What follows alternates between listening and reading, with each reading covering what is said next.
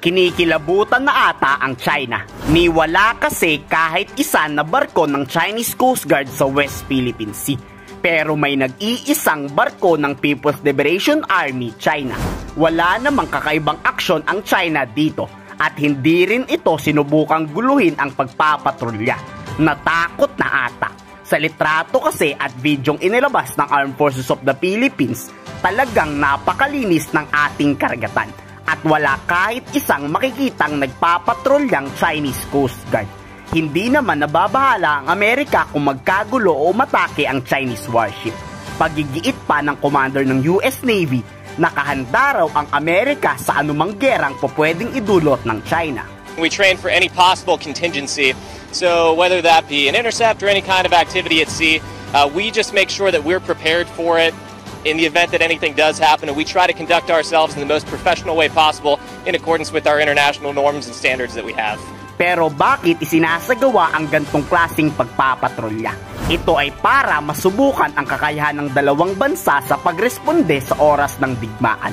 Sinusubok dito kung papaano ba aaksyon ng Amerika kung sakaling magrabyado ang Pilipinas sa West Philippine Sea. Pagbabanta pa ng Estados Unidos, pagpapakita to na handa ang Amerika makipaggera pag nagipit ang kanilang kaalyadong bansa sa Indo-Pacific region.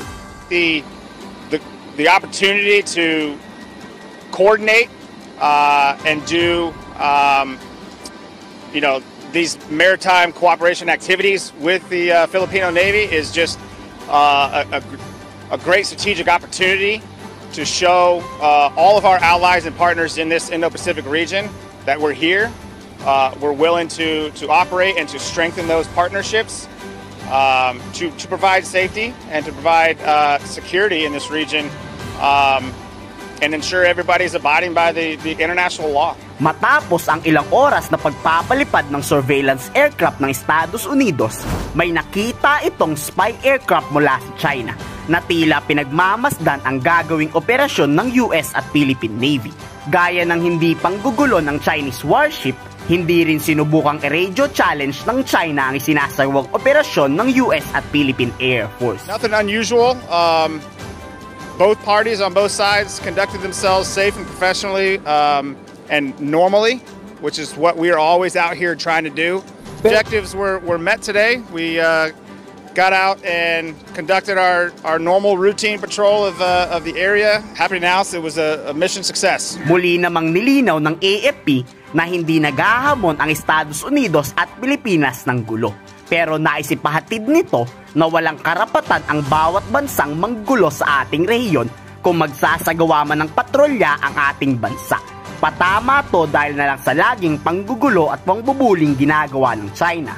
What is important is the purpose, and that is for peace in the region, and also for us to assert our sovereign rights and jurisdiction. China should know that we are just implementing international law and convention, and all our actions are in accordance with international convention. It is just us asserting our sovereign rights and jurisdiction in areas that are within our maritime zone. Dapat mapadalas ang pagpapatrolya ng Pilipinas at Amerika. Ito lang pala ang paraan para magsilayas ang Chinese Coast Guard sa ating teritoryo. Kayo, pabor ba kayo sa lingguhang gagawing ito? Ikomento sa baba ang inyong saloobin.